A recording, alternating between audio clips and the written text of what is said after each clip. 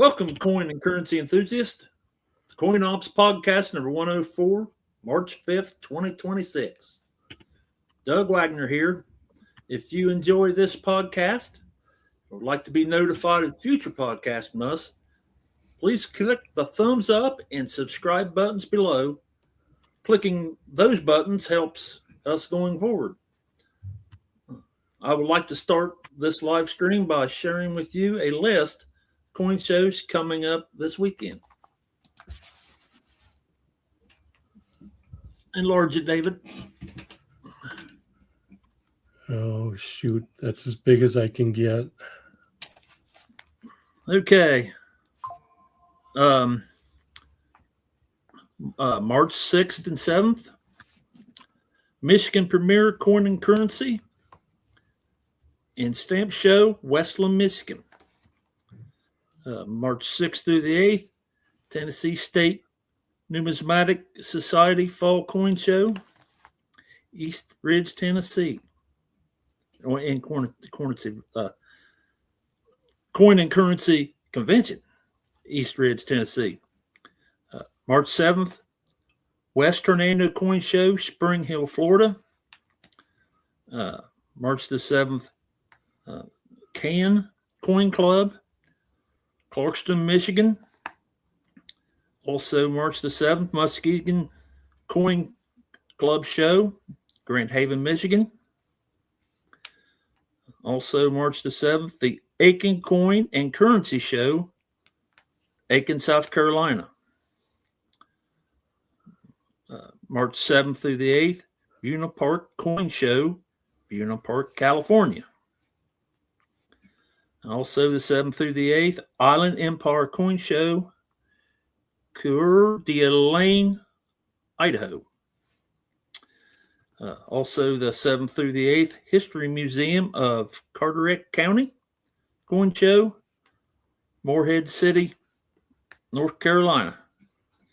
Also, the 7th through the 8th, Salem Roanoke Valley Coin Show, Salem Valley, Virginia, or Salem, Virginia.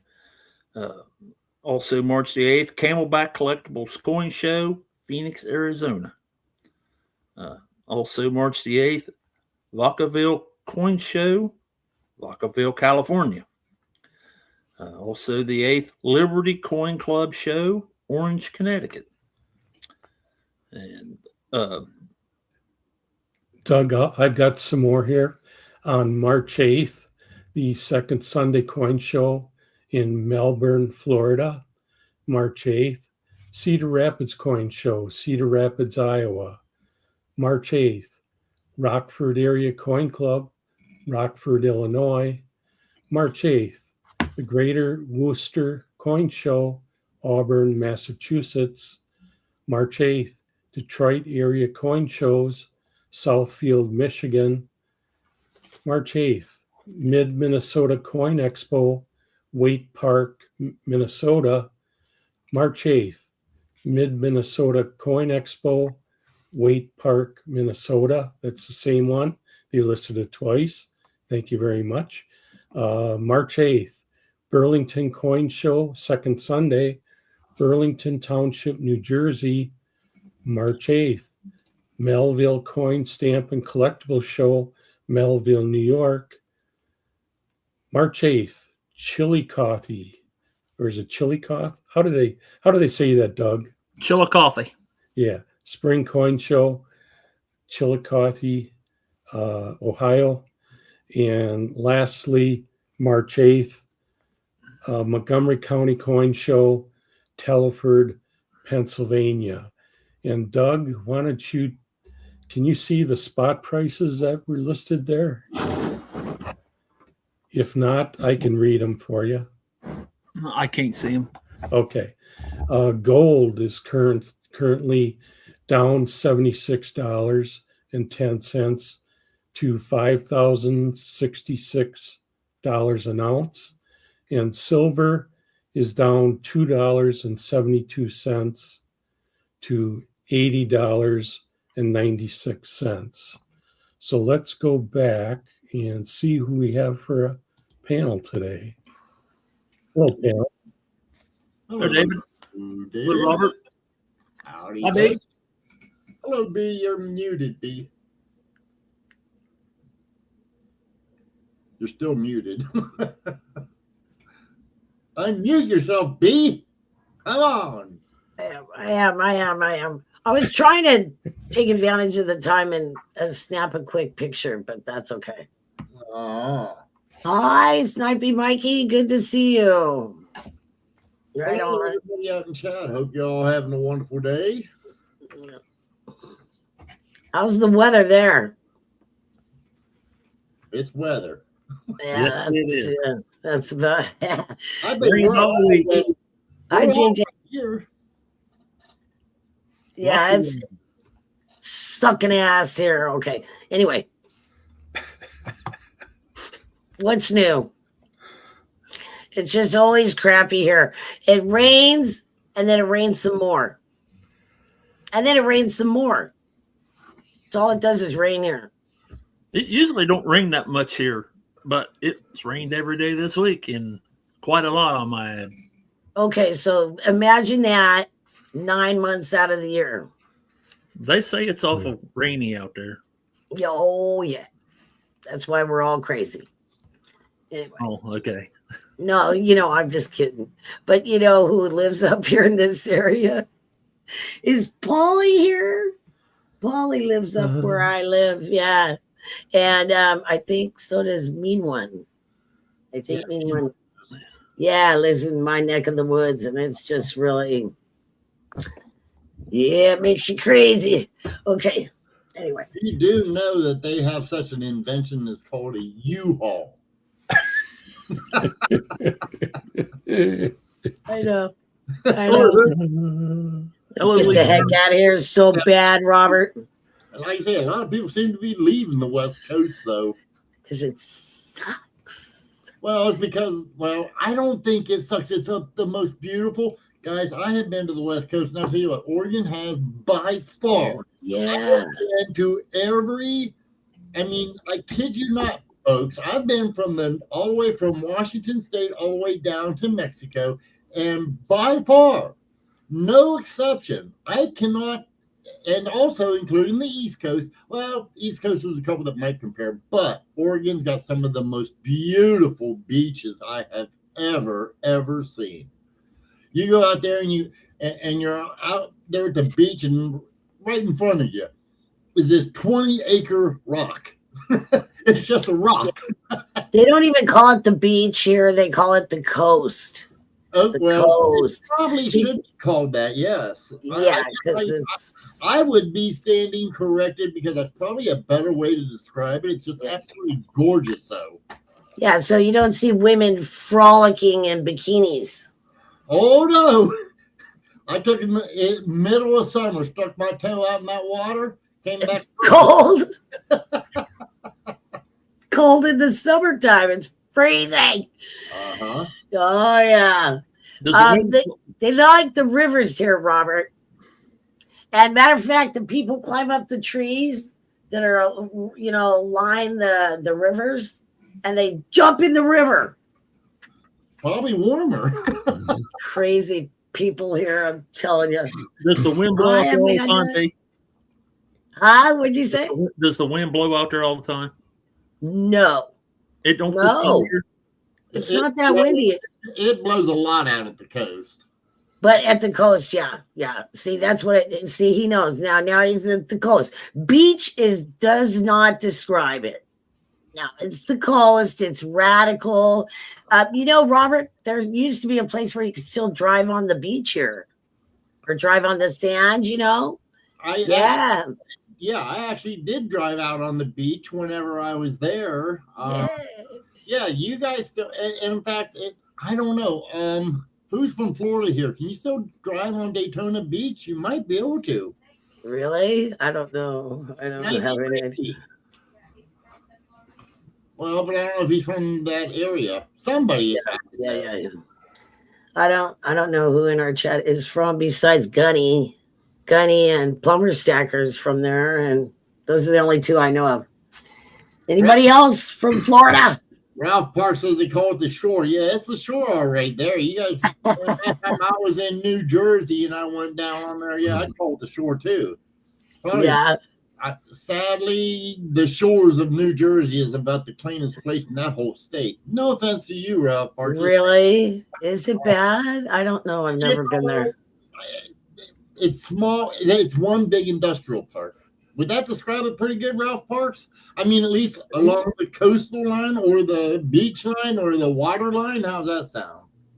See right there, no doubt. It's nothing but, I mean, everywhere. They're all of it's ports. I mean, you go down along through there, and all I seen was cranes that they use to take and load and unload ships. It's humongous. I mean, there's a lot of industry right there. There really is. Industry, or are they building stuff? No, I'm talking about where they're industrial. Loading, it's all loading and unloading ships. Import, export. You guys have nothing like that in Oregon that I've seen. No. And it's even gone downhill since, in the past few years, Robert. We don't get near the ships that we used to get. We used to get tons of ships, and not anymore. Well, you're not going to for a minute. Yeah, kind of sad. Yeah. What's really nice is up at the top where Astoria is. Astoria is beautiful. Yeah. That's where those great big rocks and boulders, whatever you want to call them. All the way up there. And that's where all the ships used to go too, and they're not so much anymore. Yeah, mainly they would go up to Seattle. There's a lot up in Seattle and up by Canada up there. Yeah. So. But it's beautiful, but that's because it rains all the time. That's why it's so green. There's a lot of pine trees out there, boy. B. What about what? A lot of pine trees out there. Yes, and hazelnut. You know what a filbert is? I can't say that I do. You don't? Kids will, when they play, younger kids, they will shoot them at each other. Filbert, yeah, they're kind of dangerous, but they're actually a hazelnut. That's what a hazelnut is. And Roseanne Barr bought a hazelnut farm here in Oregon, and she had it for a few years and had to get out of the business. It's a tough business to be in, but yeah, filbert is a nut. See, there you go. Mr. Pintoff, exactly. And they're sharp, Mr. Pintoff. They're sharp. I don't think we have stuff like that in Ohio. Filbert, I've never heard of that. How's that? How do you say that? Ohio. I like that. Yeah. Ohio. It's very, very cool. And Ralph Parks, yeah, I've been to the southern. Like I said, I've been literally, guys, on both east and west coast of the United States of America. I've been everywhere. I've been from Maine all the way down to Florida. Like I say, I actually started up in Canada, and I can't say Canada because I've been to Canada at their shoreline, but I don't count it. I just count America, and I've been from the most northwestern point of the United States down to the south, and then on the east I've been to as far northeast as I could, and I went as far south as I could. So right on. Lucky you. Not everybody gets to do that, And you know what, B, you're right. I feel blessed, and I told my kids when they wanted to go traveling around to other, I said, check your own backyard first. I said, you would not believe how much beauty is in America. America is a big, big, big piece of property. Hello, Paulie Boo. I never get to go anywhere but Sharonville when I go to Ohio because we're only there like 3 or 4 days and I have to get home. And you're over in Kentucky because you got to go to the airport. Yeah. Oh, I'm sorry. Yeah, I left out Kentucky. That's as far as I get in Kentucky. I get to see the freeway. And that's about it. But hey, it's okay. I've been to the ocean. Get onto a little bit of the stuff, even though it's not 100% numismatics, it has to do with gold and silver. I took and I noticed that the I believe it was over in China, their gold market ran out of gold to sell. That's what I heard. And I also heard that the silver markets are well, technically they're empty, but they still have paper, and it's supposedly manipulated by one of the biggest banks. You know, if you have a diamond in your hand, you know what bank I'm talking about. I don't want to get in no trouble and be banked or anything. There's all kinds of stuff going on. Yeah, all kinds of stuff. It's hard to believe, but we all saw this coming, a lot of us, years ago. Right. And I still think it's going to take, and I think what we're going to do is I feel, and I told some friends of mine, I still feel we're going to get a 30 to 50% drop, and it's going to shake out all the loose ends. To me, I feel that'll be a perfect buying opportunity. Yep. Yeah, I'm serious. I plan on buying quite a bit if it gets down that low, because we'll never see it that low again. No. And the last dip we had, I took a little advantage of that. Oh, I wished I would have, and I didn't. But that I like to buy at were closed during that dip. I'm like, damn it. Yeah. I think it's going to come again one more time. At least one more time. And then who knows what's going to happen because of, like I said, that Basel III thing is requiring the banks to hold deposits of physical. So I'm also seeing, like I took and like I told a lot of people, I don't know if you was here or if you was around when I said it, I was wondering what they're going to do because they're not, they're getting shook away from the paper market. Well, we're starting to see it, it's almost once a day they're having air quotes glitches in the market. Oh, yeah. Yeah. And during those glitches, there's tens of thousands of trades being done. It's like trades, trades. Imagine that, like 20 minutes or whatever, and bam. It's like, come on, It's so unsteady right now. You look 1 minute, it's 85, 86, and next minute it's 80. It just don't hang like it used to. Well, I remember the old days. Like, I don't know, Robert probably remembers before I do, but it was really cheap a long time ago. Yeah, we'll go 20 cents to $1 maybe up or down. Now it's like silver dollar swings. I think the cheapest I remember buying it, folks, was about $3.80 an ounce. Yeah, a long time ago. So was that like in the 80s or something? Or yep. Yeah, that's what I think. Yeah. And then it went way up. Yep.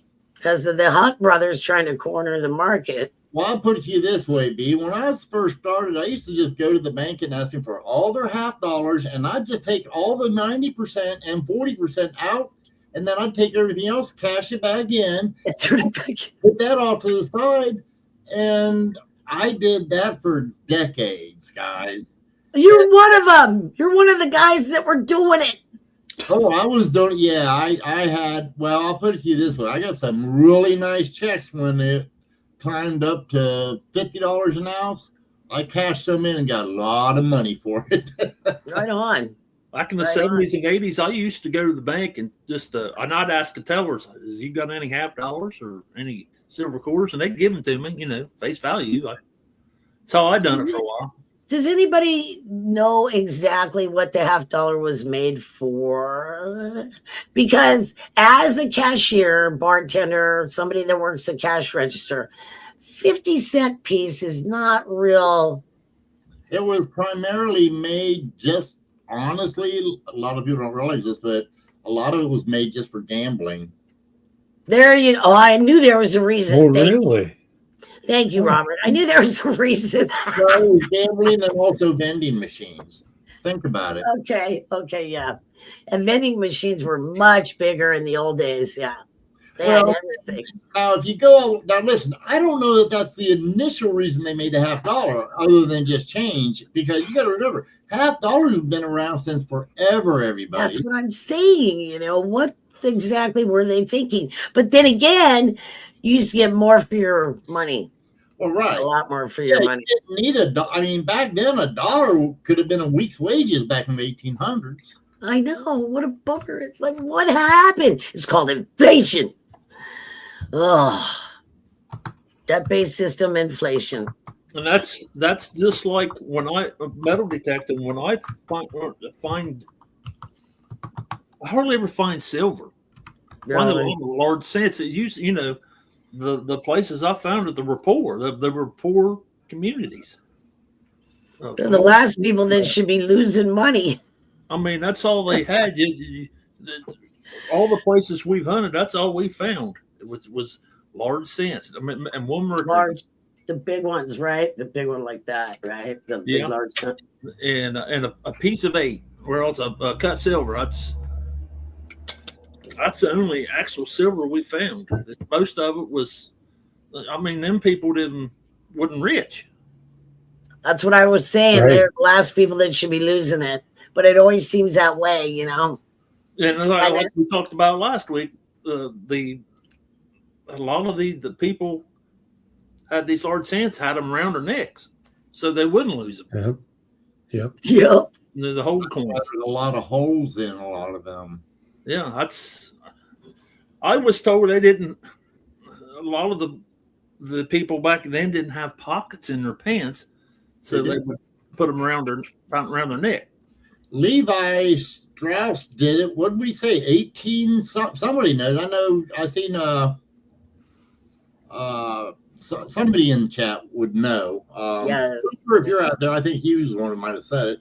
But yeah, the pockets in the pants was not made until the 1830s to 50s, somewhere in there. Other than that, you used to carry a pouch. Yeah. And you just carried that pouch on you. A lot of people had a pouch. That was about it. I mean, yeah, I don't even know when the wallet took. You know, when people started carrying wallets either. A lot of old coins I found were in the 20s, 30s, and 40s. Now after that, you didn't see it as much, and that's probably when they, like Robert said, started getting pants with pockets in. Right. Which is insane. What were they thinking? What took them so long? I don't know. I don't know, B. Why wasn't you around back then to take an inventor for them? Because women did. Women had pockets in their dresses. It was underneath. Yeah, and they were quite large. They were pretty big. Yeah. Huh. I didn't know that. Well, let's see here. Made blue jeans with pockets out of denim. We know that. No, that's what I think the one they may have been invented, hon. Yeah, it was called canvas denim. Yeah. And they were ugly. They were so ugly. Pockets in the vest, guys. Also. Oh, that's true. I didn't think about that. They were in the vest or the coat or whatever they were wearing. Yeah. 1964 D nickel. Photograph right down below there, askcoinopp@gmail.com. I don't have the photograph. I've got askcoinopp at Gmail and it's not in there. Thank you, Flordelina. That's Flordelina said. Hello, Bill Driscoll. Hello, Polly. Good to see you. What was B1 saying? I don't want to know. No, you don't want to know. I don't care anyway. He's such a pill. Such a pill, B1. I can just imagine what he was like in school, you guys, you know, trying to get the teacher's attention all the time. Mm-hmm. Then they go, can you just shut and see up and? You see Robert Pentoff's comment there, David? What did he say? 1873, Levi was issued patent for the riveted pockets. There you go. Okay. And if you've ever seen what they look like, boy, it was ugly. They were like dungarees. They called them dungarees, you know? Yeah, because I knew a lady that was, finding them at thrift stores back in the day. What is this now? Wally, I don't think we can say that on YouTube.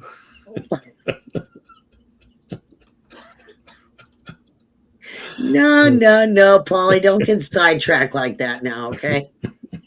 Gee, Christmas. I forwarded that email to myself over at askcoinopp. Here's a 1960. I'm not certain what this is, other than a worn out 1964. It's hard to tell if I blow it up, as you guys can see, I lose a lot of definition. Let me see if there's, I got one more. Okay. What's your question, Bill? I'm not certain. Does Bill want to know? Yeah. He sent you a picture of this, right? I'm sorry, do what, Pete? He sent you, Bill Driscoll sent this to you? Yeah, it's not a D. It's a 1964. There's no D. D would be right in here, guys. Yeah. I do not see a D there. Let me see. What's this other? Yeah, there's no D right here. It's got to be a D right there. Hello, Will. I'm not certain. Is there a purpose for that? What does he want to know, though? That's what I'm wondering. What's did you send me the right pictures, Bill?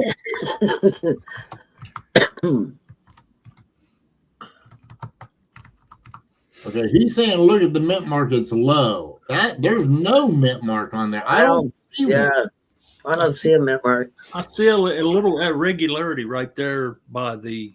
There's a hit right there. Right there. That's a hit. That is not in that there.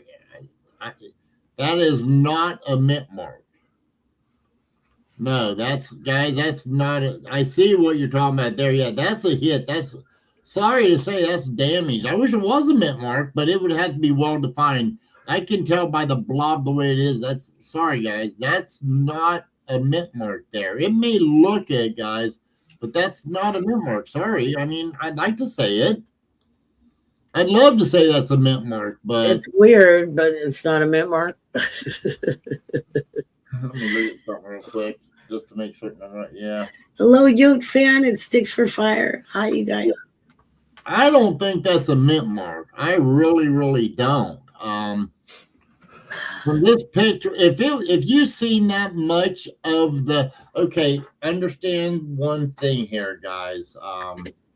If you have a mint mark, looking at it, the Denver being that way, to the right is the east, to the left is to the west. Okay, I just wanted to point that part out first.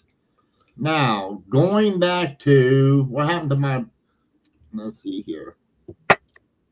Looking at that, this is the east side. If it was that strong on the east and the south part of it, even the north, you would definitely have the west side would definitely show up. And because I don't see it, that makes me think that that's not a mint mark. That's why I'm coming to that conclusion. I just wanted to point that out to you guys, okay? So that's just what I think. If you guys have a different opinion, I'm welcome to listen to it, but that's the way I look at it. Yeah, again, thank you. There's a couple of blobs up where the mint mark is supposed to be. You're right. Blobs. Polly, you said it right. Blobs. No, it's not incus, Polly Boo. I can tell that. It's weird. I It would say that. Like it definitely was, weird. Yeah. Well, something happened right there, but I just don't think it was a mint mark. I'd like to have seen a mint mark there. Yeah. Yeah, me too.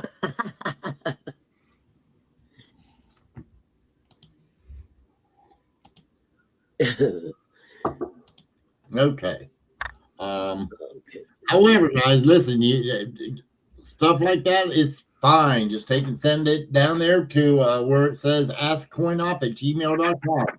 And I will continually I mean, I've got it open now, just so you guys know.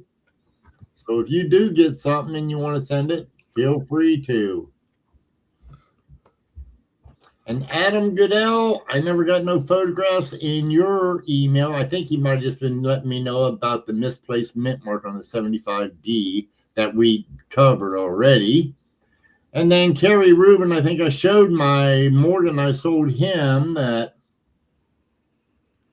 he had taken and that he purchased from me, and he had slabbed. He even had photo viewed, true view photograph it.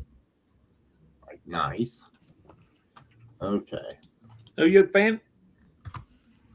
You know what, Bill Driscoll?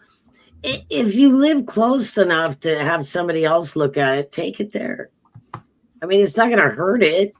You know what I mean? Find out if somebody else can give you a different opinion. You know what I mean? If you're that convinced that it's something interesting, because you never know. You never know. So maybe you should just take it to somebody else that can see it in person. I don't know, but I tend to agree with Robert. But you never know. You might as well. It's not going to hurt. Yeah, I agree. If you can find another coin dealer, let them look at it, you know. Yeah. And, you know, if Brad was here, he'd probably disagree with me because he would say that, you know, well, I've been there. I've seen stuff that is like, no. I've had people, I mean, I've gotten coins from collections that people have written on it. And some of the things that they've written on there is like, okay, yeah. At least with Bill, that one had subject matter that was relatively, I mean, it was close enough to where that was okay. I've seen stuff to where it's like, honey, you had to have an extremely nice, excuse me a second, guys.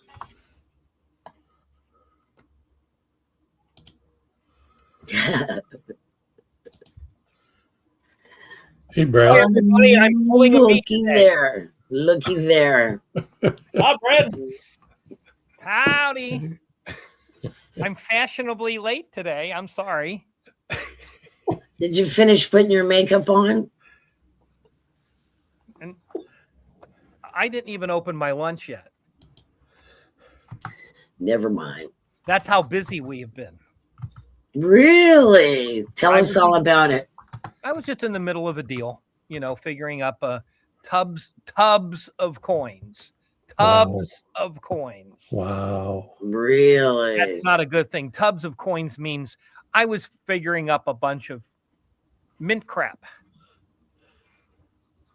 Excuse me? David, are you interested? It depends. Perhaps. Why don't you let me sell you a bunch of mint sets at 10% over face?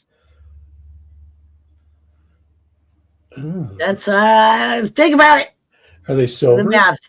No. math. Are they silver? Now that's the dumbest thing I've heard in a long time. Are they silver? Robert, I can tell him. Oh, he's on the phone. I can go back to like regular customers across the counter and get things like that. Are they silver? Is that gold coin really $20? No, it's a $20 gold piece. It's 5,000. What? Cha-ching. Cha-ching.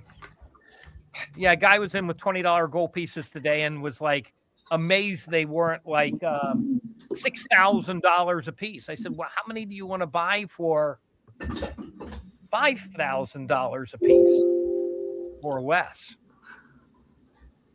It got to the point where I told him, if you take a hammer and beat on your coins and then sell them to me, I'll pay the same for them as I'll pay as they sit there. They're going in the melting pile anyway. So if you take an AU-20 lib and pound on it with a hammer and scratch it with a pocket knife or whatever, it's worth the same. Makes me sad. Me too. That's okay. You guys make me sad, so we're even. What a mean guy, isn't he? Yeah, give him the boo. Yeah. Give him the big boo. Yes. So what have I missed? Tons of stuff. Oh. Yeah, everything. We talked about everything, so we're done. No. You're done? All right, have a nice day. See you later. How about an 1853 seated Liberty quarter that I would guarantee would grade PO1? Who collects PO1 coins? I just sold one that I got from, and I got a little over scrap. I got it from Jeff. Yeah, I don't remember the date. But PO1s have been selling in holders for $55. So Well, if you spend a great deal. If you spend $30 to get it in a holder, you can get $55 for it. I don't know who that would be. Like I said, I sold one to see if we had any buyers for it. Somebody wants to see it. Yeah, B1. I couldn't show it to you. It's so worn, but I guarantee it'll grade PO1 at a major grading service. You can't read the date. You can barely see the outline of Liberty, but you can see the rays on the reverse around the eagle, or the outline of the eagle. So B1, you can buy it for me for $20 plus shipping.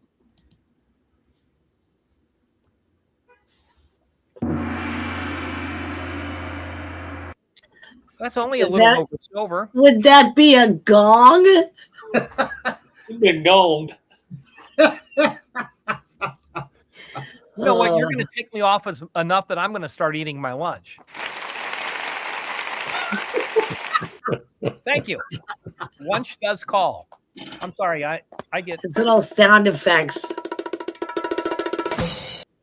Oh, I like that one. That's the Mission Impossible. Okay. Yeah. Isn't it? Not really. Is that Mission Impossible, David? Oh, okay. Mission Impossible had the symbol at the end. That sounds like something from Looney Tunes. You would know.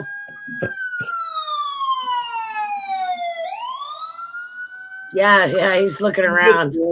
Coming to get you. Dear God. Don't scare me like that. So, seriously, what did you talk about?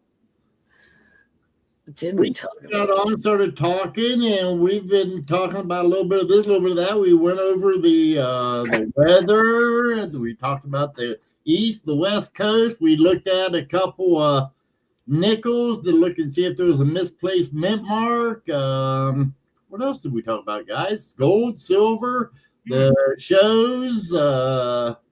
How were the misplaced mint mark nickels? What do you mean? Well, the one, it was construed as damaged. Yeah, show him that picture. See if he disagrees. Let's see. Well, B's brain damage, so she should know about that. So should you. Why is this open?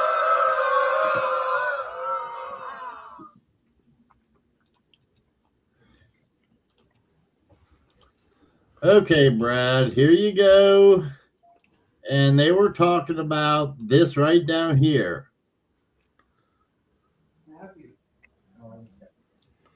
Can you see it? The whole coin looks damaged. Okay, but that's what I'm saying. Right there's where it was. Nope. Voila. Okay. I agree that is nothing to get excited over. Sorry, whoever sent it in.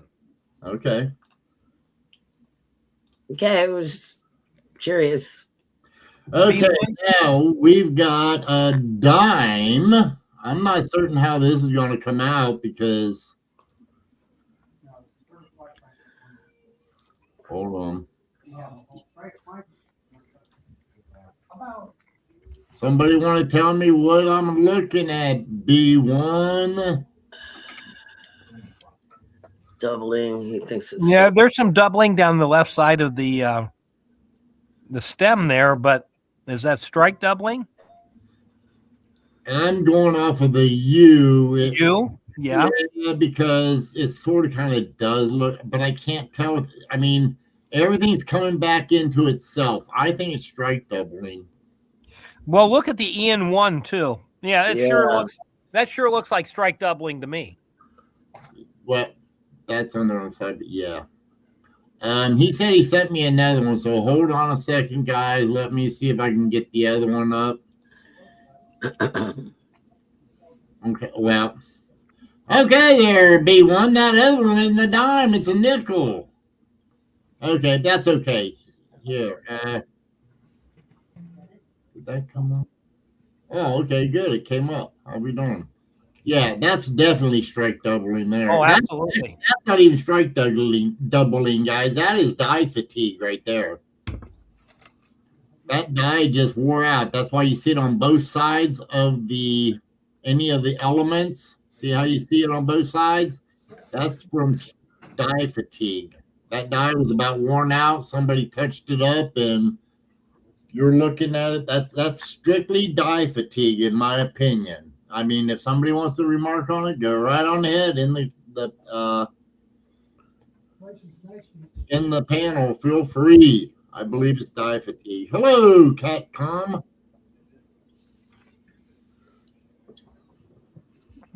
I agree with Robert. Look at the field around LLO. How it looks like orange pill, like a pond on a breezy day. Okay, I was going to say orange pill, but I'll take that too. That sounds like a pond on a breezy day. I agree.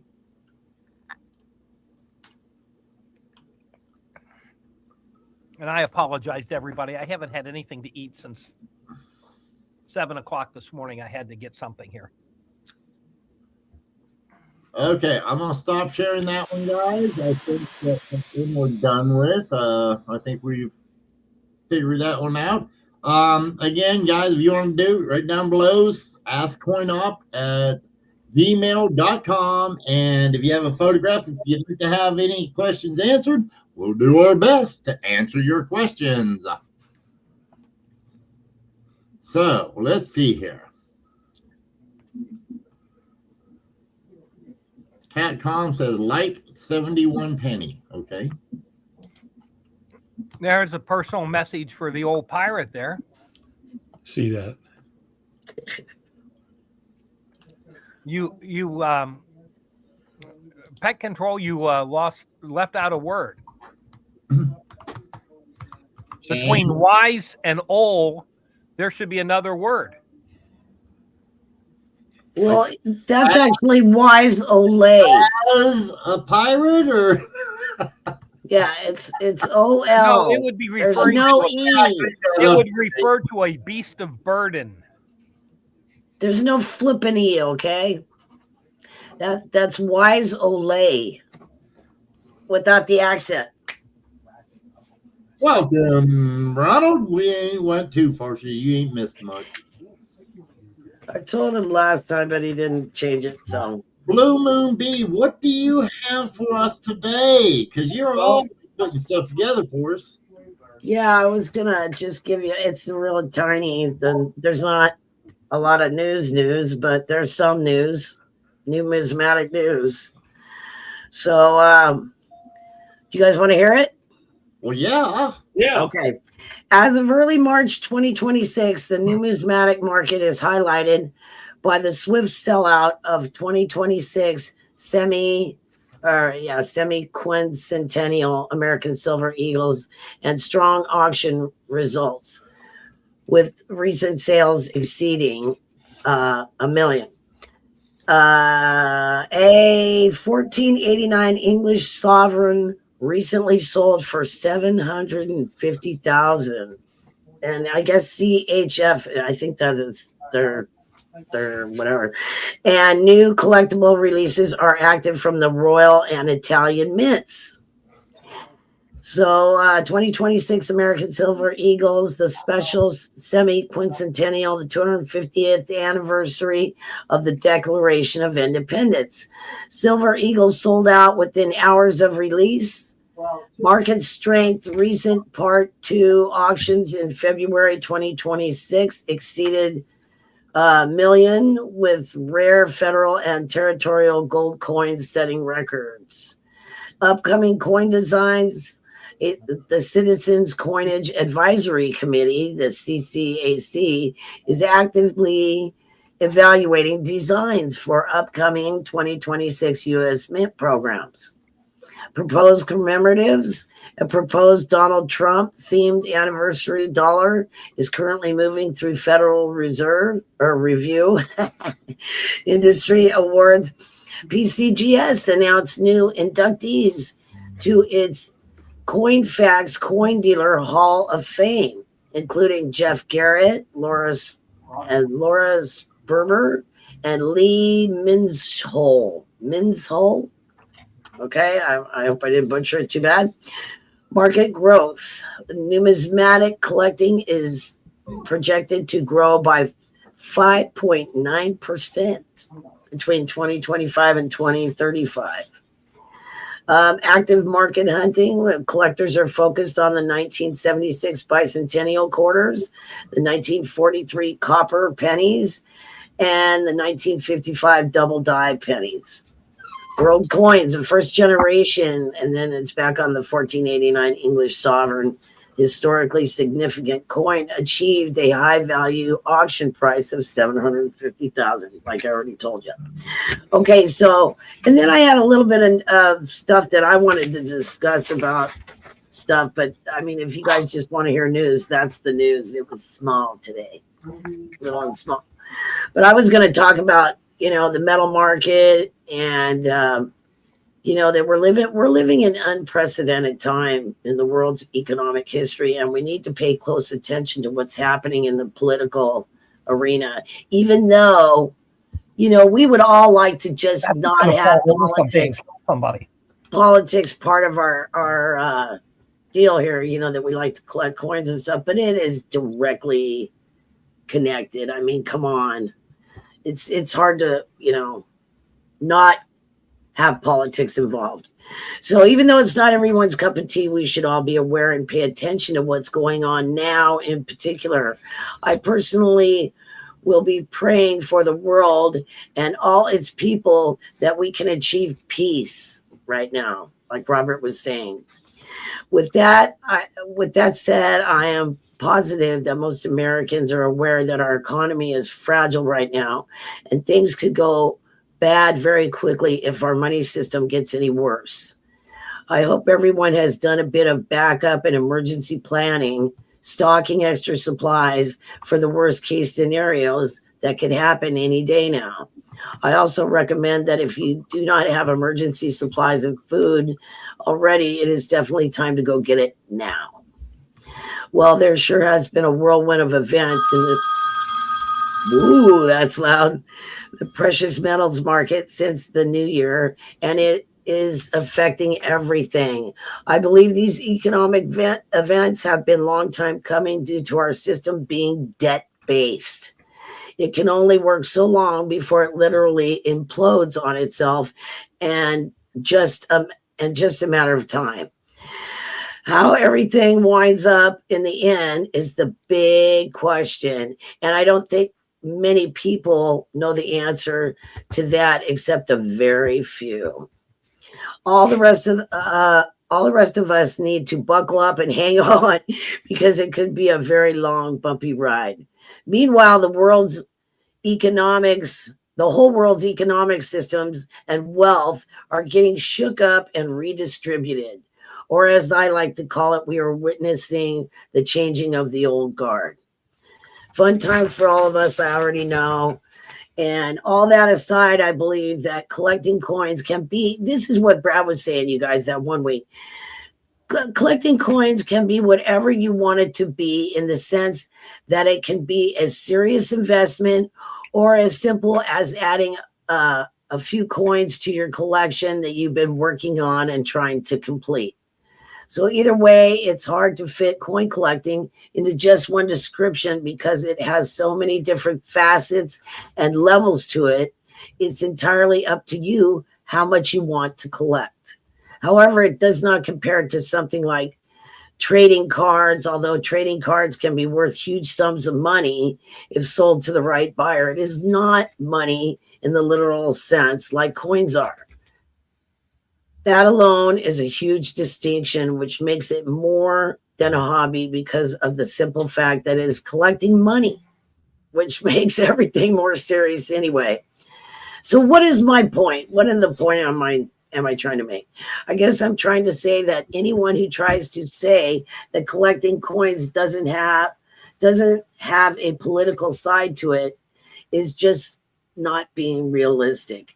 And yes, in a perfect world, there would be no injustice concerning the monetary and distribution of wealth system we use, and everything would be sunshine, rainbows, but it's not.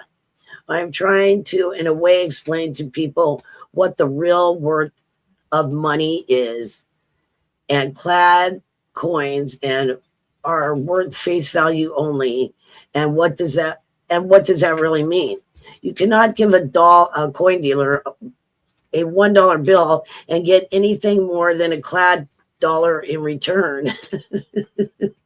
However, if you wanted a silver dollar in return, it's going to cost you many more paper dollars to get one silver dollar that weighs the same. That in itself should help people understand the difference, but sometimes they still don't understand. The monetary value has to be within the coin or the dollar itself and what it's being made of. Otherwise, it is nothing but a promissory note of real payment upon surrender or exchange. So I'm talking about paper fiat currency. To be a country with a legitimate economy, there must be a bank type institution that is holding something of equal value or a physical deposit to transfer one asset to another, period. It just doesn't work any other way for a long time, because credit equals interest, interest equals inflation, which is a vicious cycle, and it's just that simple. There has to be a standard, but will the U.S. return to the gold standard? Remains to be seen, but that is what I think needs to happen. But will it someday soon? I have no idea what the future will hold. Collecting coins and stacking silver and gold is a way of saving and accumulating wealth, and is the way I believe that money should ultimately be. Therefore, in my opinion, I'm wrapping it up, you guys.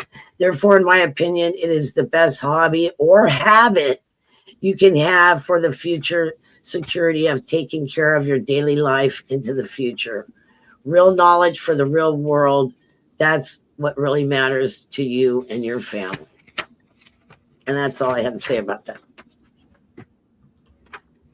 Just trying to make a distinction kind of between coin collecting and stacking, that type of thing is what I was trying to do. And for people to also understand why you want to get physical silver or physical gold.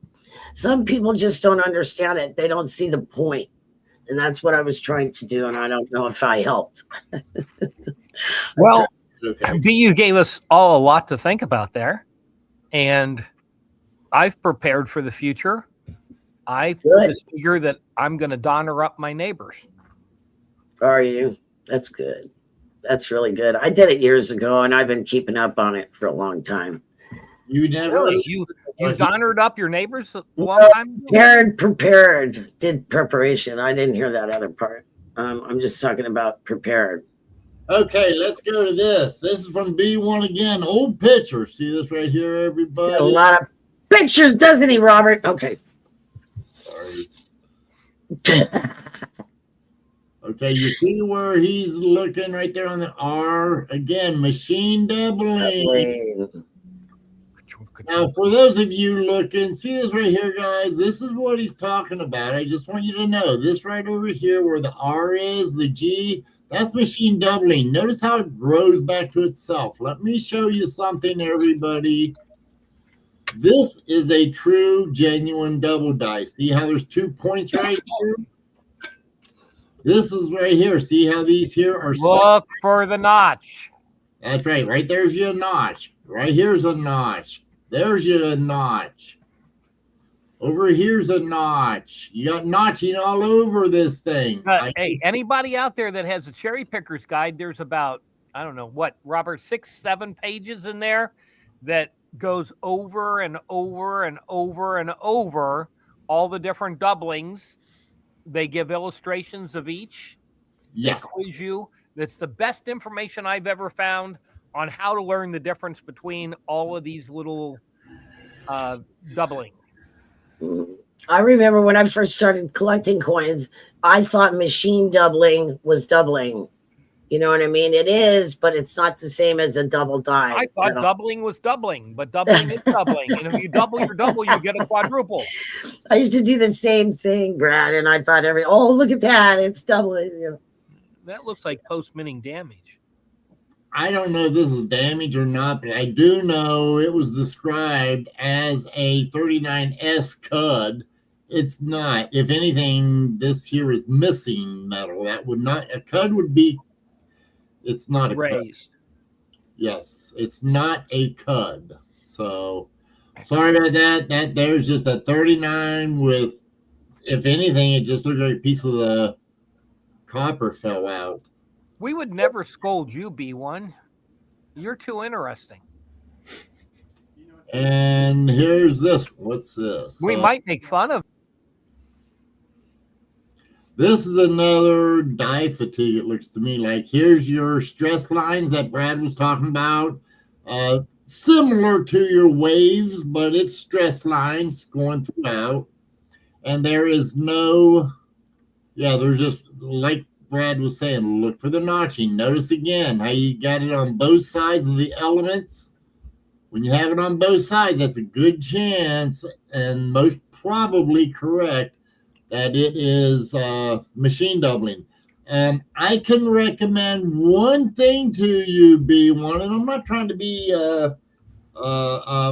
prickly about it, but B1, buy a few of those genuine dies that I sell, study them, and then you will see the difference between a double die and machine doubling. That's your best. That would be the best way to study it, is to look at them in hand. Okay, Paulie just posted something, and I will disagree. That? Right. Most cuds are attached to the rim, but there are what we call internal cuds that do not attach to the rim. So there is a half dime where there's a cud from the bottom of a letter to the scroll. Doesn't attach to the rim, but it's definitely a cud. So, it generally cuds attach to the rims because that's where the most dramatic breaks happen. But there are times it's an interior cud. Some people will argue that they might be called a die chip. They look a little bit different. A die chip's going to be kind of out of nowhere. An interior cud is going to have die cracks first, and then it'll cud from there. No, Paulie, that's not a die crack. There are cuds, interior cuds, but that's okay. B1, yeah. If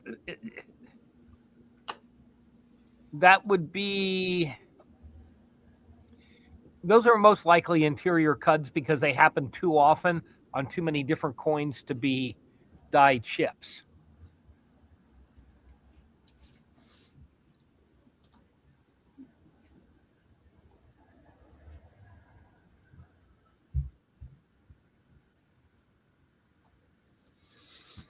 And the 6 is almost filled in. Well, that would silver spurs. That's what we would call a grease-filled die. There's little shards of metal that kind of mix with different lubricants, and they get filled into the die and get pounded really to the point of being a solid mass, but then they fall out and they get struck onto the cheek of a 1966 dime or something along those lines. So those are the drop. That's where your drop digits come from.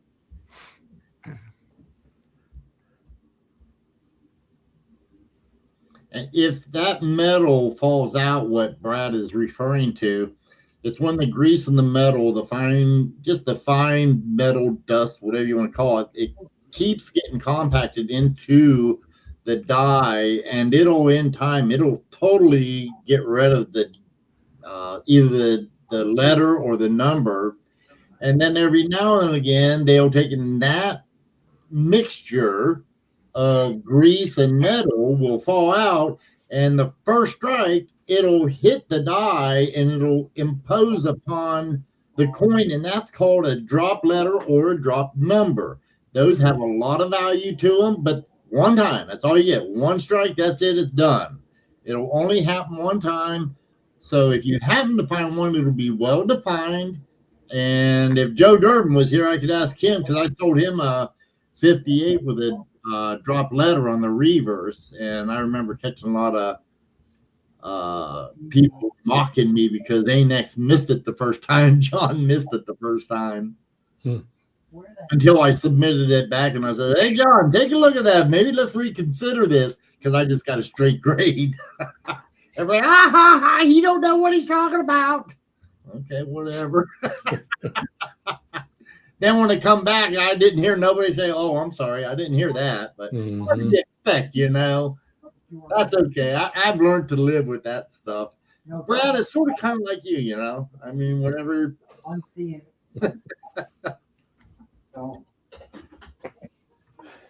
Regretting.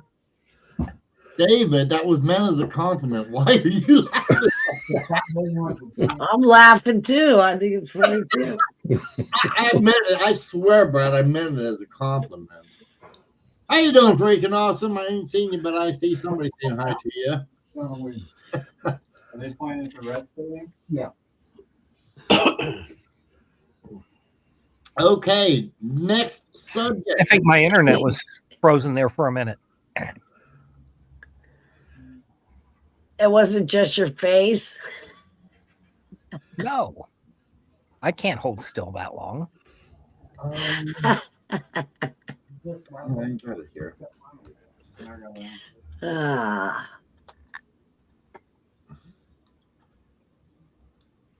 We're not that nice, Mr. Pintoff.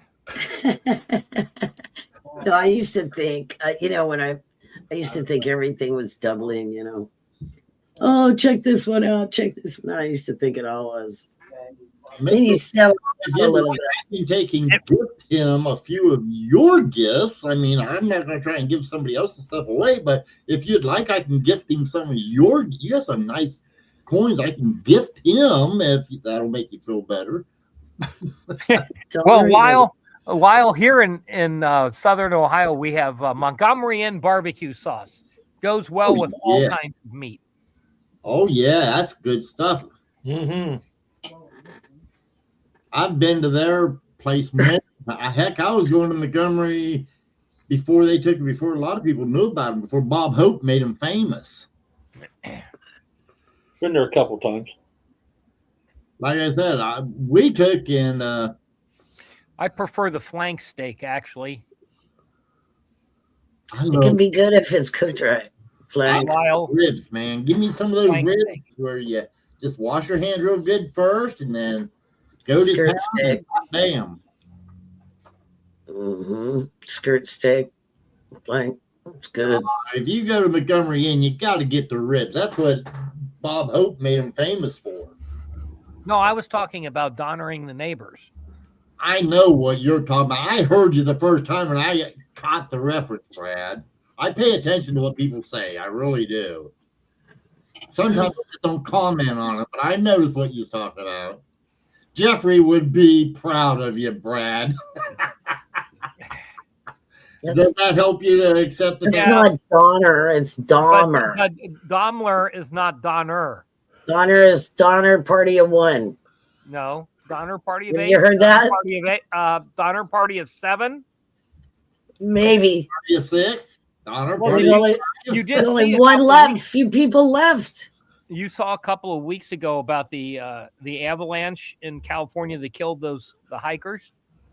I think I Like heard Russ there? something about it. So, who thought it was a good idea to take a trip to Donner Pass during the biggest snowstorm in the last decade? Some People don't learn dumbass. history. Some dumbass, Brad. Some dumbass. That was the point I was trying to make. Yeah. Oh, Donner okay. Party 1. That's what everybody jokes about, you know. Well, It's I not would say, funny. you know, yeah, we got the two different ones. I actually was confused, Brad. I apologize. Yes, Daimler is one, Donner Yeah. is another. That's why I said I apologize. I heard you, but I just connected it to the wrong one. One is out of desire, and one is out of necessity. Right. One's hungry and one was like, Because they both, yeah, they're both are wow.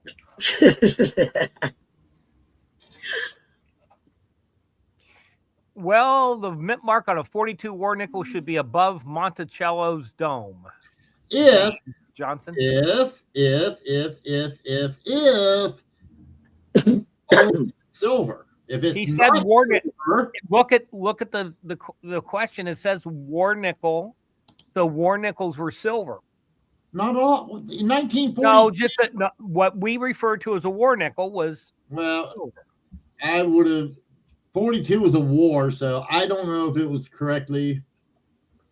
I know what you're saying. Brad. 2026, we're going to have war nickels too. Then On 1942, they made silver and they made them out of nickel. If you have a 42 plain Philadelphia, it could be without.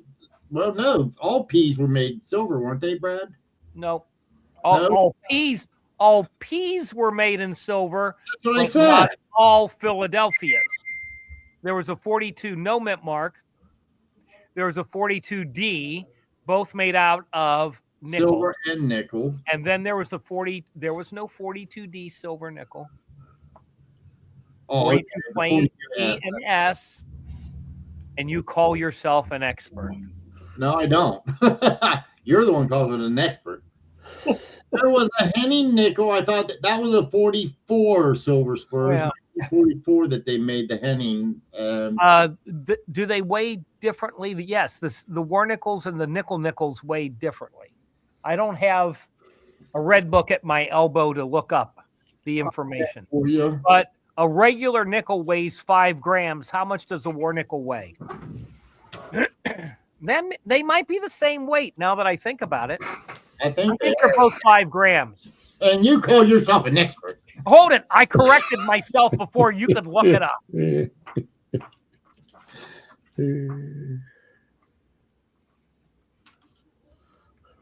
weight. 5 Net grams. weight. Yeah. 5 grams. Yeah. Yep. 0, I figured 5, they had to be 6, the same 2, weight 6. to go into the vending machines. Yeah. Correct. The same as from the Susie B's to the Sacagawea. They had to be the same and the same electromagnetic as well because it was modern. Set your tasers to stun, Bones.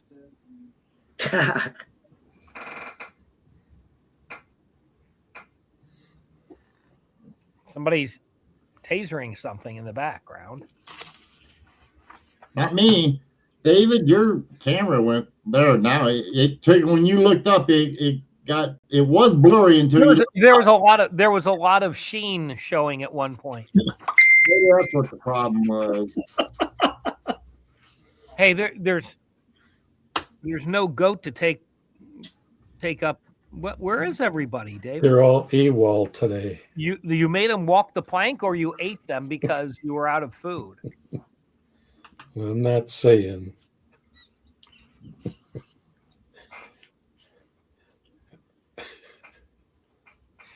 Silver Spurs zeroed out his skills with a bunch of nickels, or would that be Scales were made. I remember them days. B, you should too. I zero my scale with maple leaves. Hey, when I was younger, I ain't gonna lie about it. I took and I procured a little bit. Yeah, I had a hand postage scale, thank you, and I always zeroed it out or double checked it with a nickel. 5 grams, baby. Strictly for postage now. Hello, Frankie. Ronald Harris, that is classic. That should be on a t-shirt. I just seen there's a quickie on one of the 1-minute quickies on YouTube that's got Homer Simpson. You seen that, David? Yeah. That's when Brad was talking about that reminded me. Okay. I'm still trying to buy a graded cricket. Okay. Yeah. You're shaking your head. Do you doubt me? They're out there. There's at least one that I There's know. one famous cricket in a PCGS slab. Yeah. Just like He doesn't know what we're talking about, does she? No, I really don't care. Huh? I said not really, and I don't care either. But go ahead. They Go slapped ahead. the cricket, B. So the story is one day there was a cricket that got into the PCGS grading room. And it's dark in the PCGS grading room except for the lights right over the coins. And the cricket kept chirping and driving everybody nuts. So they all went on a cricket crusade. And then when they found it, they killed it and slabbed it. Oh, Mike. Didn't they slab a nail too? Where did I see that at? It was a nail that was slabbed. Yeah, you're right. Yeah. It was I saw that somewhere Nine. too, Doug. they gave it who was the air dealer from California, Robert? Fred Weinberg, probably. They gave it to Fred Weinberg, and when he sold his collection, he included that, and it brought some stupid price. Crazy. Are you talking the nail or the cricket? Oh, okay. Cricket. Yeah, because that nail, in my opinion, got a stupid price too. Something like 60. Oh well, okay. Yeah, I think we showed the cricket on here one time, guys. Yep. Yeah. We might have even showed the nail on here. I don't know. I think you did, Robert. Yes, we've gone over the nail before.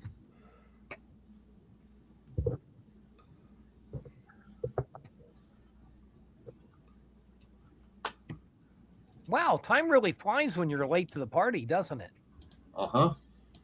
Yeah, it does actually.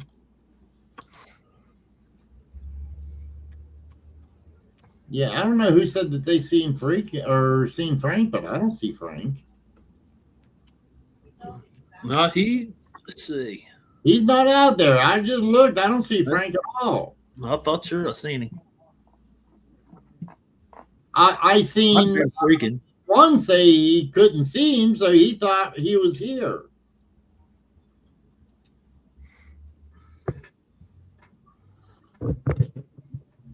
Well, what other numismatic tidbits do we have for the day? Oh boy. Man, I'll tell you one thing. Today I've been inundated with everything but this. And like, okay. People keep texting me. Robert, I don't know how it got preserved because the last time I saw a picture of the cricket, it was in pieces. So I think it's falling apart in the slab. Yeah, I think I agree with Brad on that. So I know you're talking about there. So yeah, man.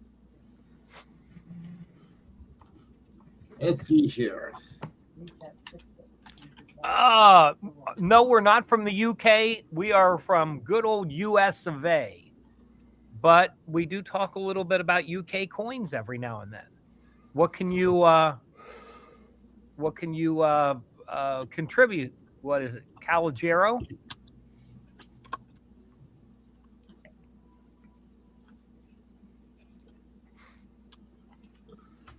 We've talked about UK coins before, like the Lima and the Vigo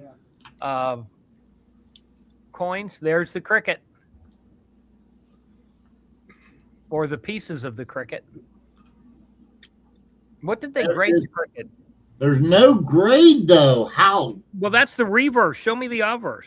Yeah, That's there's. it. Oh, That you was did. it. I'm That's sorry. okay. You get them both. Okay, it's an ungraded cricket. Okay. Undated PCS holder with cricket remains. $5,906 Yeah. Holy crap. for a. Okay, I better. Really? For a crit? Okay. So, Calogero, how about sharing one of your most interesting coins with us? Maybe a hogmouther or what else? Yeah, right down below, you can see askcoinopp@gmail.com, and I will be happy to show one of your coins if you send me a picture at that email address. That's what I was looking for, by the way, or getting one, a picture of the slabbed cricket. All you gotta do, go to Great Collections, just right there, honey. No, I did already get one. Oh, okay. hey, look. Hey, everybody, look. Florida Lena posted about the Sharonville Coin Show coming up the first weekend in June. We hope to see many of you there. Come by and visit and say hello. Yep, there you go. Well, not British coins, Polly. Well, B, yes, you did. You talked about the sovereign. Oh, okay, yeah. Oh my God. 1 second. 1 second. I didn't make a big to-do out of it, though. Okay. Yeah, it only brought 750,000. Why would we make a big ado about that? Hello, Perry. Yeah, What's to do about Sorry. nothing, I guess. Jiminy Christmas. I'm not feeling good. Don't pick on me. Oh, okay. Sorry, B. I'm lucky I'm here. Yeah, I still got a cold. I can't get rid of it. We'll go Nobody give it to cares. somebody else. There's Sure. the nail. Yeah, I remember that from sometime, Robert, or whatever, when somebody showed it. The nail, yeah. I don't know who showed that. It wasn't me, but it's. It wasn't you. Hey, Robert, Yes, it's definitely a 10-penny nail, right?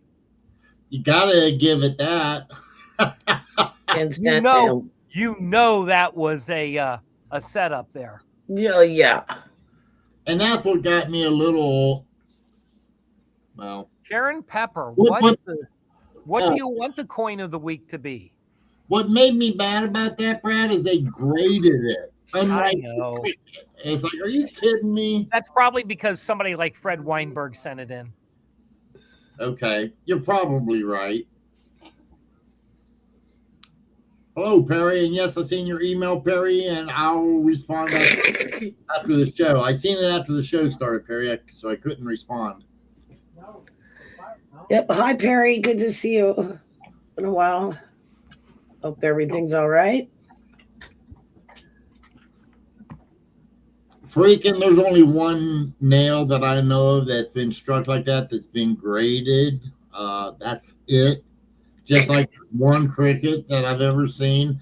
What else? Is there any? I can't think of anything else that's really strange. I believe the paper money side of things slabbed a single piece of toilet paper. Well, if During you the toilet paper shortage, I think they slabbed a square. Nice. you go by And what, it was a commemorative square for the Seinfeld. Can you spare a square? That's a woman thing. Well, it was on Seinfeld. Spare, you know. Woman thing. no Henning will not grade freaking awesome. They'll give you. I don't think they're allowed. Isn't ANAX putting them in slabs though, and guaranteeing them as Hennings? I don't know, Brad. To be honest with you, you might be right. I don't know. I've seen Hennings in plastic before. I believe it's ANAX. Well, there you go, freaking try ANAX. Okay, silver spurs. Put silver spurs up. All right. Well, without doing any research into pricing, I think I would buy probably the best 76cc half dollar that I could find from 1876. You get a Centennial coin, you get a Carson City mint mark, and you'll get one in fairly high grade. Let me see. Give me a second.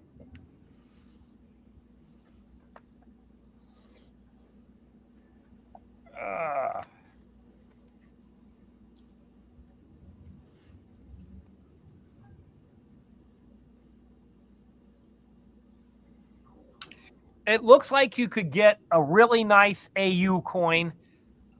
You might have to add just a little money to get an AU 58, but you could definitely get an AU 55 for right around $2,000. Now, the problem is finding one. So it's probably harder to find than it is to pay for. Okay, there you Off go. the top of my head, let's see. Hold on a second. I still like the half dollar, but there's another cool option, I think. Yeah, Otis. Thanks for stopping by. You could get an AU 58 1875 cc 20-cent piece for about $2,000.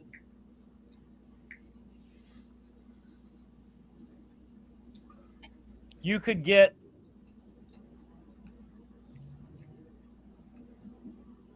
an MS 64 76cc quarter.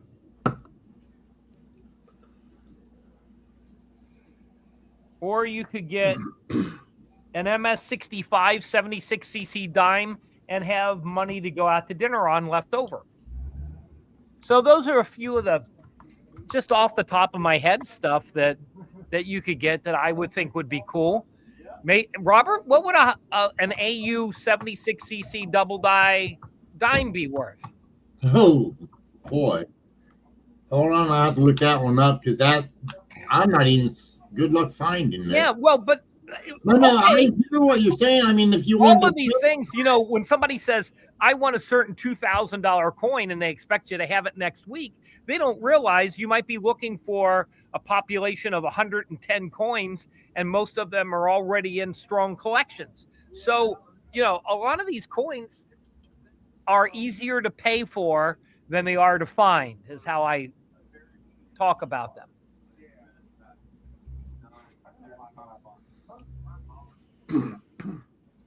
I did buy a 78cc GSA dollar today and a couple of 80cc GSA dollars.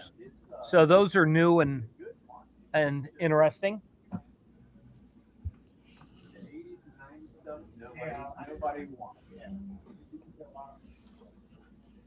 That's just a tease. That's just teasing when you do that.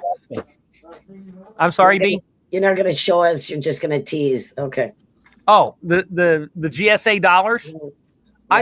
I've got 5 tubs of coins sitting on the floor. I was just curious the ones you got today. Why not? I have 5 tubs of coins sitting on the floor that I bought, and that's why I was late coming on today. That's why I was late coming on the show. I was buying the tubs of coins. Oh, I can't wait. All in one day. Oh, that's kind of Oh no, all in 1 hour or hour and a half. Oh, there you go, Robert. And he's coming back tomorrow. Robert and Florida. Yeah, Robert, I have stuff for you to look at tomorrow downtown, but none of this stuff. You'll have to come to Florence because it's too heavy to haul around. I have a bunch of foreign proof sets that include silver coins, things like that. Why don't I really tease you with the good coins like the chain cent, the 1793 half cent, the 1856 Flying Eagle? Is that what you're talking about? Did you say 56 Flying Eagle? I did. Ooh. Do I have David's attention? I'm listening. It is a perfect proof 30. I'm getting ready to send it to CAC, but I will sell it to you before I send it to CAC for $14,000. After it comes back from CAC with a little green sticker, it'll be more. That's okay, Brad. Thank you. That's You're a big welcome. one. That's a big one there. Hey, when you're done with that, come back. The screaming goat. Yeah. Yeah. The goat was surprised that David asked about a $14,000 coin. Actually, that was David's wife in the background screaming like, "You buy that coin and we're getting divorced." Yeah. You know what? If I could buy a $14,000 coin and get a divorce, that might be worth it. There are 3 black box CC dollars in this mess. If you could, There you go. Give him the clue. yes, that's 2 of them. You are. All right. So, the other one will be in the first box. That's in a Look, small John Shank. cardboard box in the bottom. No, Paulie. Yeah, it's on the bottom. I would say that box you just uncovered there. See if it's in there. Don't. Oh. Yeah. All right. Give me the full screen here. David. Full screen, please. Oh, I'm sorry. I got it. Yeah. 1878 CC with the correct certificate. I would grade the coin a 61. It's pretty baggy, but it is, an original GSA coin. I have an 80 CC reverse of 79 that's been graded a 63 along with box and certificate. And I have another 80 CC somewhere around here we haven't been able to find yet.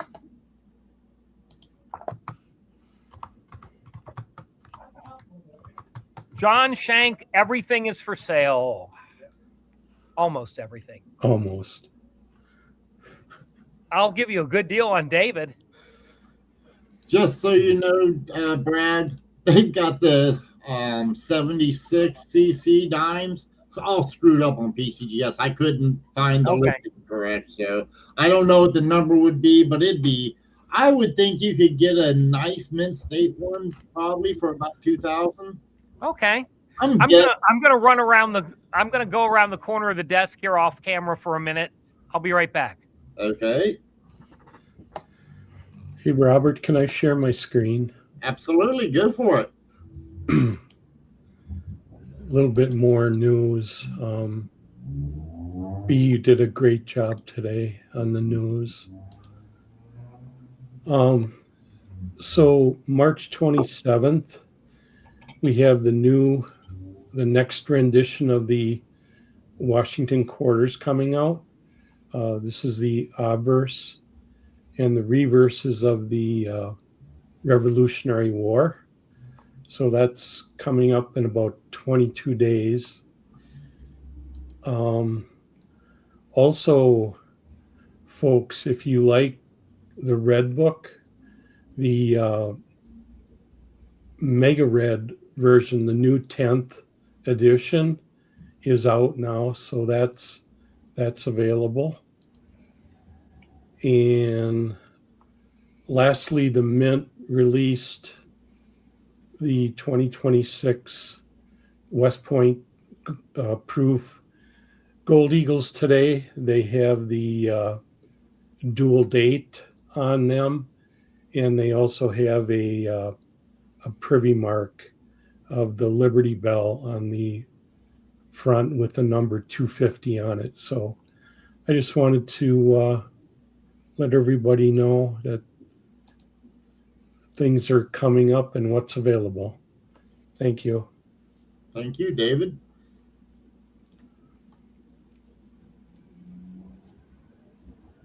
All right. Can't find the other 80cc right now. Sorry. It's buried. All right. So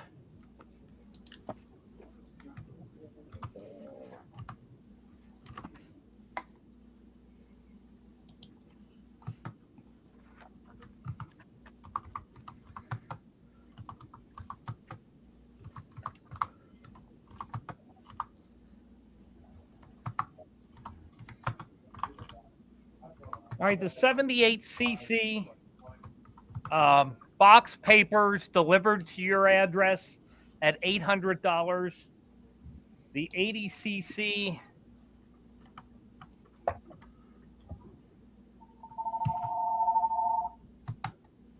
Dave, can you get that by chance? Thank you. The 80cc is an 80 over 79.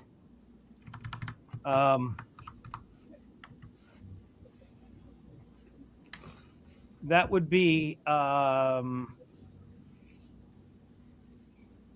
900 delivered. Perry, I would not have the Minnesota extra trees graded, and to be quite honest, depending on the grade of the Wisconsin quarter with the high leaf, if it's a high grade, I would. If it's not, then I would not. I hope that answers your question. David, there for you. Robert, I believe they're still available. Some of the half ounce we're getting down there in quantity, but I think they're still available.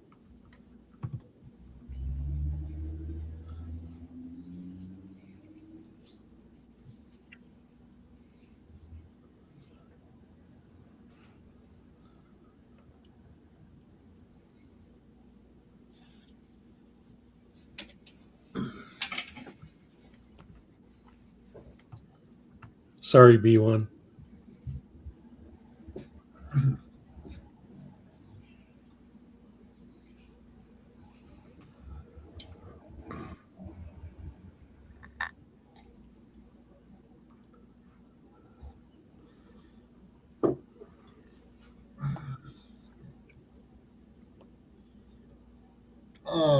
I'm just going to go check and see if there's anybody sent anything. Take care, Perry. See you later, Perry.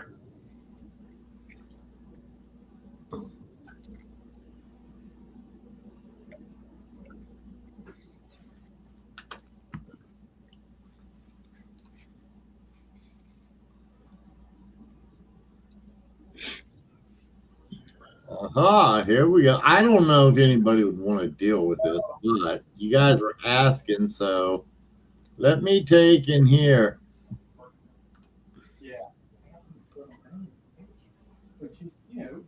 There was you a Henning nickel. What is that, Brad? ICG? Yeah, icky coin grading. Yep. Or Yeah. I can't grade. Okay. There you go. Whoever was asking, freaking awesome. You was asking about it. There's your one right there. In fact, let's see here. See if there's, I don't know if there's any other. All I see is ICG. Okay, so ICG is the one putting them in plastic. Yeah, ICG will do it. That's so far. That's the only ones I see. I don't see no Annex or. Okay, sorry. I just remembered seeing them in plastic. I couldn't remember. I thought maybe they did too. So I have no problem. That's why I'm looking a little bit further into it. No, it's got to be just ICG then. Yep, that's all it is as far as I can tell. So there you go. If you want to take it, if you want to get it slabbed, you got to go to ICG.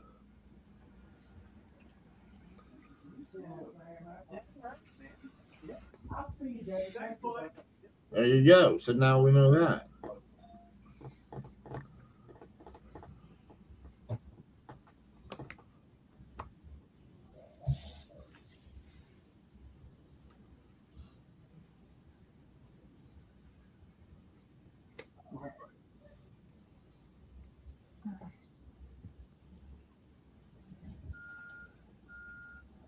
Hey, Brad, do you think you're going to have a table at the World's Fair of Money in Pittsburgh?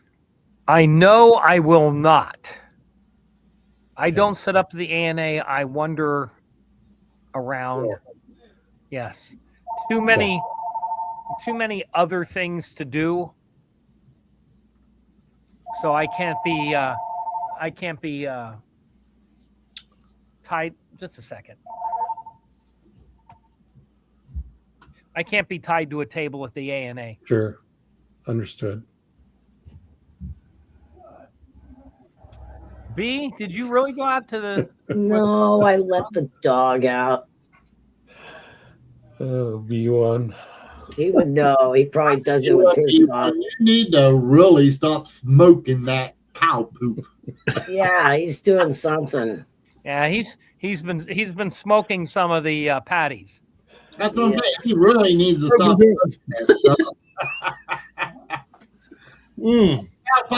Eating the mushrooms that are underneath the pucky. Oh, that are coming out of the patties. Ah, the mushrooms that grow underneath. Yeah, there. Okay, those will get you looped. Magical. That's yeah, right. there you go, Dougie. Magical. Magic mushrooms. There you go. never had that. What kind of papers do you use, B1?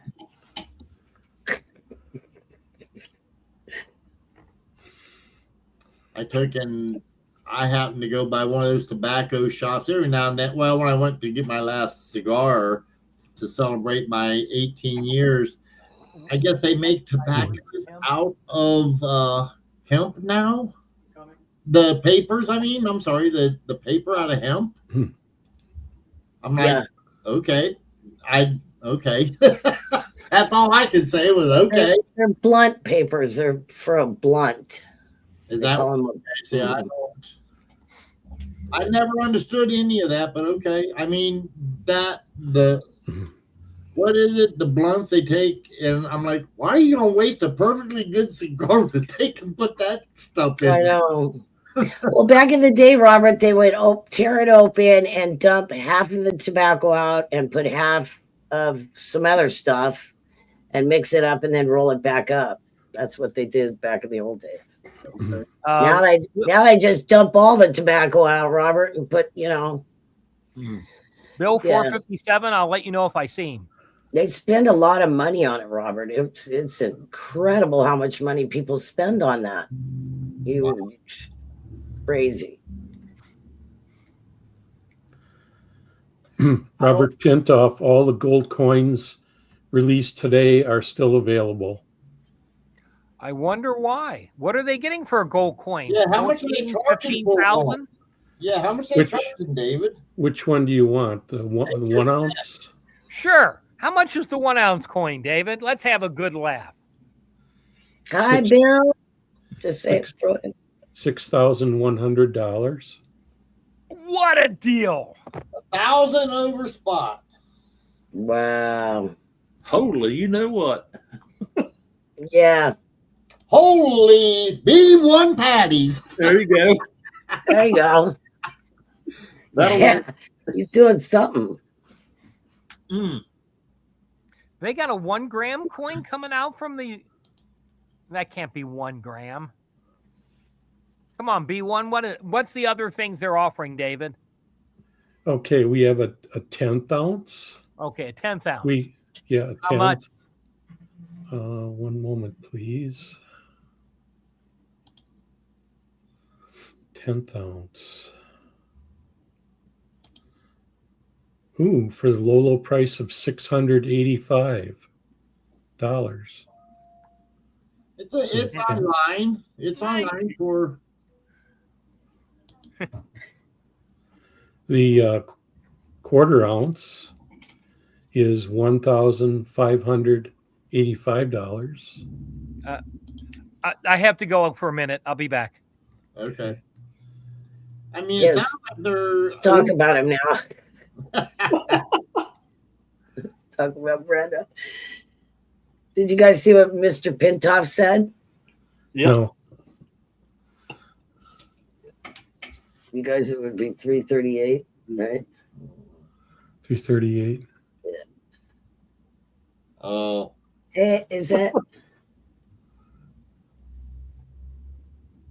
Do you guys see it? Yeah. That's it. OCD, what the hell? Obsessive compulsive disorder? Yep. Guys, I don't know that I would agree with the OCD. It could just be businessman, being a good businessman. Could just be irritating. Well, no, you got to remember they take and make a lot of money from sales. I know, Robert. I'm kidding. From millions of dollars, guys. So I have a T-shirt that says, "Just because I'm moody doesn't mean you're not irritating." okay. It's a good one. Hey, Doug, could you float me a loan? For 14,000. Oh, I forgot about that. But Might take a while, David. all 4 gold coins today is a set for $11,410. Snap that right up. Come Wow. on. Snap that up. No problem. So thanks, Doug. Yeah. Bunch of greenback for a little bit of gold. That's under 2 ounces, isn't it? You're gonna have to wait a while, dude. Yeah, it's A long while. You got a 1 it's ounce, a half, one half, quarter, and a tenth. Yep. Yeah, that's a little fancy. Look what B1 put. Ask Lisa. Right, Robert. Oh yeah, yes, please. She'll just, Did I miss Put him- anything, or was David just talking about new mint crap? she'll put him in timeout. Said he needs a loan from you, Brad, for 11,000 so he can buy the set of gold coins. I'll be glad to lend you 11,000.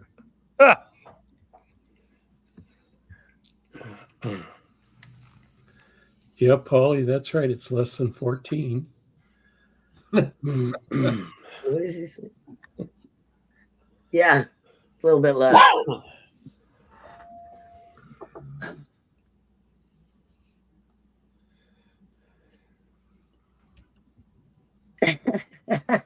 Freaking I'll show awesome. you one. They'll block you.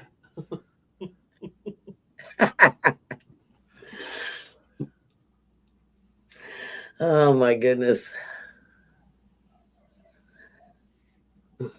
Damn, David, you can get almost 2 ounces of regular gold for that number. Yep. I mean, no offense, but it's all going to take in a year from now. It's all going to be worth the same. Yeah, Yep. yeah, exactly. The only That's difference is you're going to have more if you buy the older stuff now. Well, you just heard Brad. He's going to pay the same for anything AU double eagles. Mhm. Yeah. Not I, Bill. You can have them all you want. I have a feeling that those notes are going to become a little bit worth a little bit less here soon.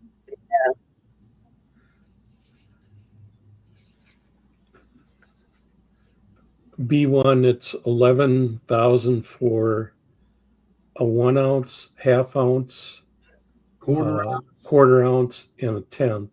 Wow. So, yeah.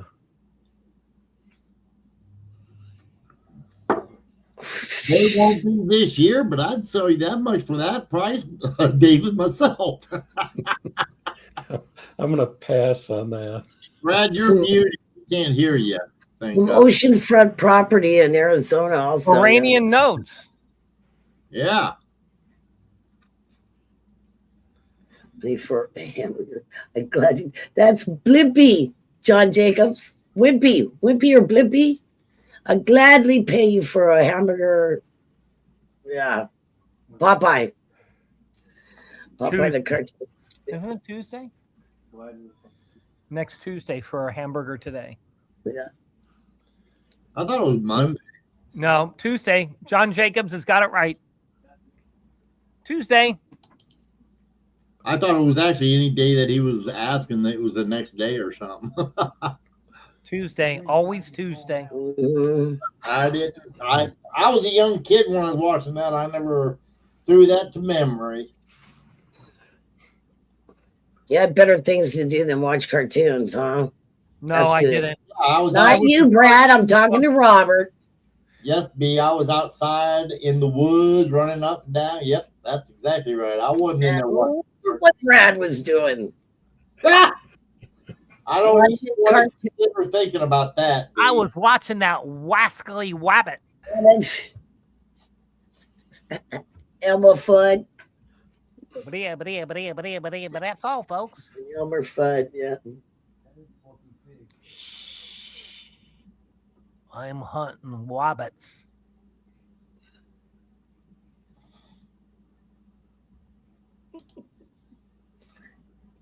I can't wait to give him that T-shirt I'm painting. It's gonna be good, you guys. I thought I saw a putty tat. I Yeah, did. yeah. I did see a putty tat. Going, let's see. Who was your favorite tune? Dude, Marvin Martian was my favorite tune. I used to like Fractured Fairy Tales. Mhm. Those were good.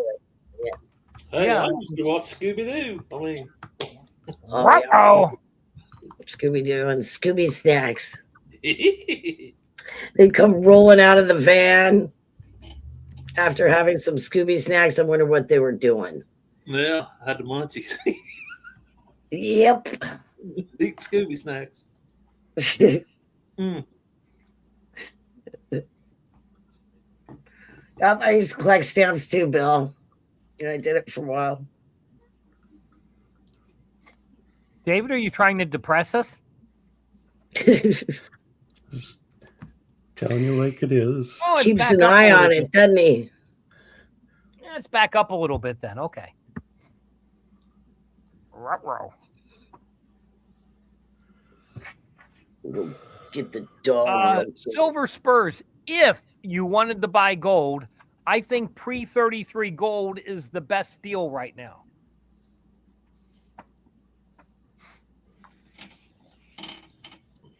I agree. Anything that you can get, the closer you can get it to spot price, that's the where you go. The way I look at it. I sold 10, 20 libs last week for melt. There you go. See? Freaking gas at $4 a gallon is going to seem like a deal before this is over. I predict gas prediction $5 a gallon for regular.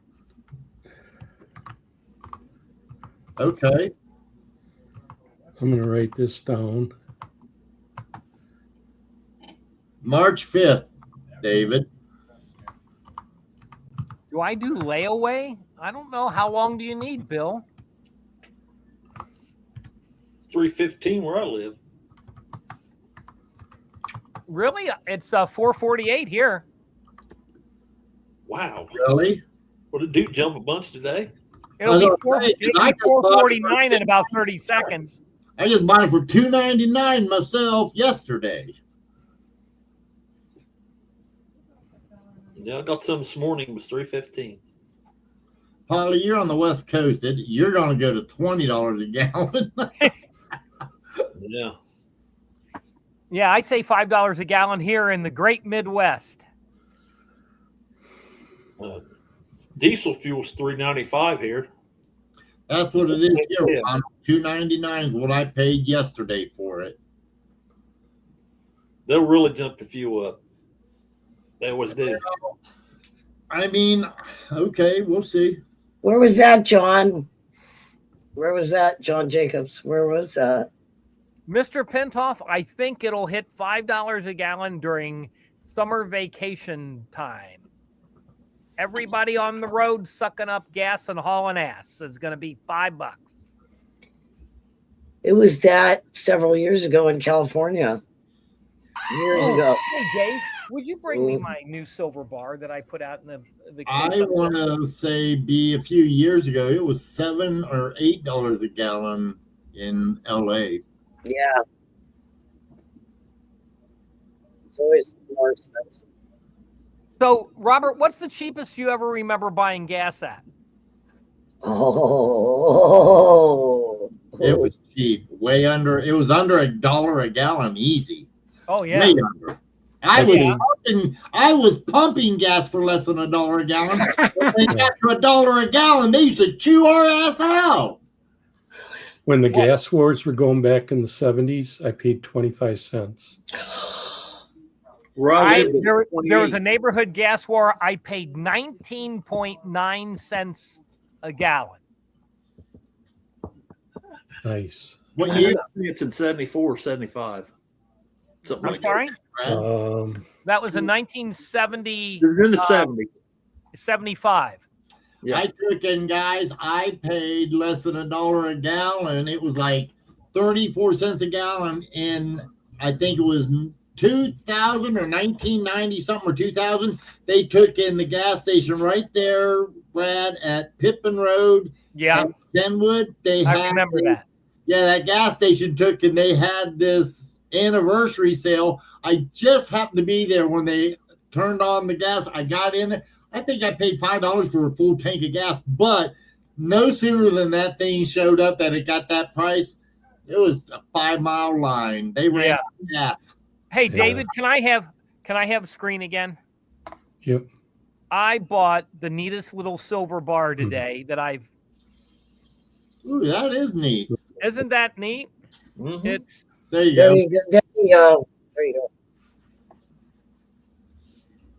Hong Kong. Hong Kong, Shanghai, Specie office, 999 fine, a little over 4 ounces of silver. And I never had seen one of these before, and I never owned one. And I happened to look, and there were a number of them that Heritage has sold. But I thought that was just the neatest bar that I've bought in a long time. Silver Twinkie. Silver Twinkies. Twinkies? What? I call them silver Twinkies. Silver bars, I call them Twinkies. Twinkies are round. No, they're not. They're sorta. The bottom's flat. Well, okay. And so's your head. But that, ho-hos and dum-dums are round. That's right. His personality is flat, so let's go with that. B1, I didn't need to. I did test it though, but I didn't need to. This is it's That's neat, 999 Brad. fine silver. They're this is really toned neatly in the counter stamped areas. It's just really a neat little bar. It is nice. I looked at it. That's cute. It's real cute. Looks pretty. What is that? Queen Elizabeth II or something? It must be Queen Elizabeth, but it doesn't look like her. Well, young Queen Elizabeth, maybe. Let's Middle see. age. She has Show us- some real jowl to her. Show us again. Show us again. Show us again. Let's see. Which one is it? Yeah, I think that's Elizabeth. I don't think it's Victoria. No, it's not old enough to be Victoria. Yeah, so it has to be Elizabeth. She was the It's just not grabber.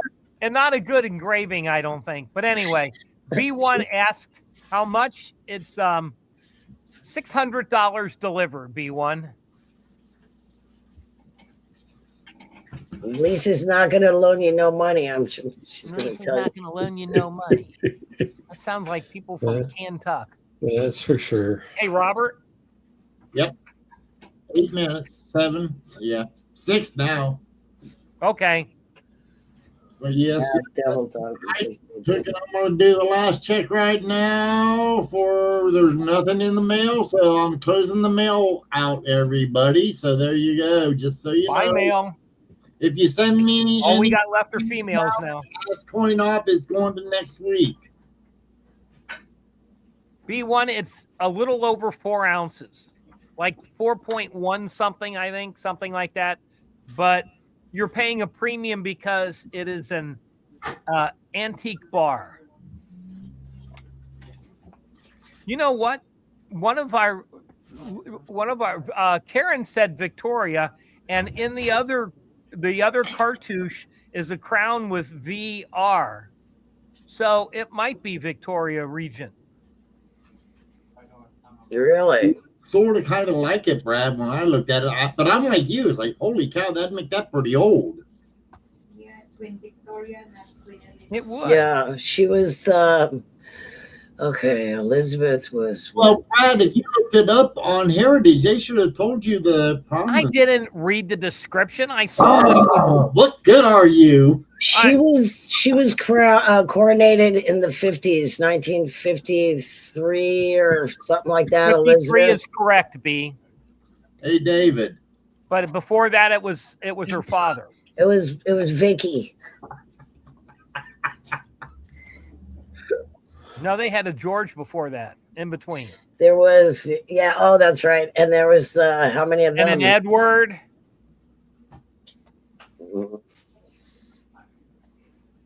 That's right, Karen. Victoria Regina. Karen Pepper's on top of things. Mm-hmm.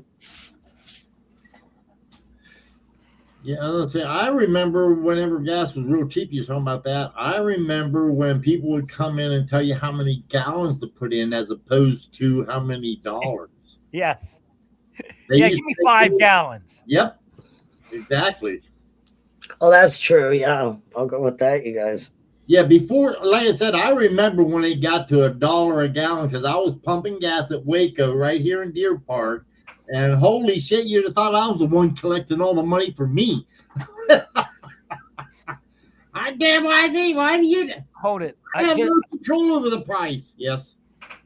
Karen Pepper, we would like to have you come on as a guest panelist one of these That days. would be so Wouldn't it be nice. nice? So, Karen, get in touch with David and let him know when you'd like to come and be a guest panelist, please. That'd be lovely. Yeah. We'd like to have you come and talk about something that is near and dear to your collecting heart. 3-minute warning. Yes, it did, Bill. I know. I was there. And like I said, I remember 50 cents a gallon. I'm old too. David, do we want to start saying goodbye so we're not here at 6 o'clock? Sure, we can do that. Sure. Okay. Dougie, you want to take us out?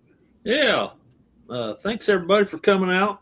I had a pretty good time today and enjoyed B's presentation, and can't wait to see y'all next week. Thank you, everyone, for coming. And I hope you enjoyed my presentation. And I want to thank David, Doug, Brad, and Robert for everything. And I hope you guys have a great weekend. And I'll see y'all later. Take care. Bye-bye. I want to thank everybody and apologize for being late today, but it was for a good reason. Karen, please consider coming on and joining us for an episode. We'd love to have you. And anybody else out there that has something they'd like to come on and talk about, we'd love to have you join us also. So good night, everyone. Have a good time. Be safe until next week. Okay, everybody. Thank you, everyone, for all your support for the channel. We appreciate it very much. In the pinned comments is a list of what we will be selling come tomorrow. So I hope you check that out. And I hope to see you tomorrow night, 7 o'clock p.m. Eastern Standard Time, right here on YouTube. Coin Up. Everybody have a wonderful evening. And don't forget, if you happen to be looking at coins, happy hunting all.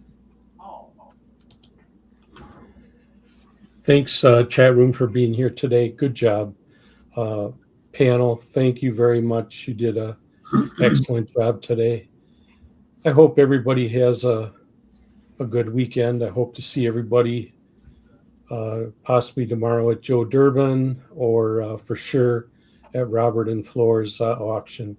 So for that, I'll just say everybody have a good weekend and good night. Coin Op auction on Mondays and Fridays at 7 p.m. EST. Click the like and subscribe buttons below. Thank you.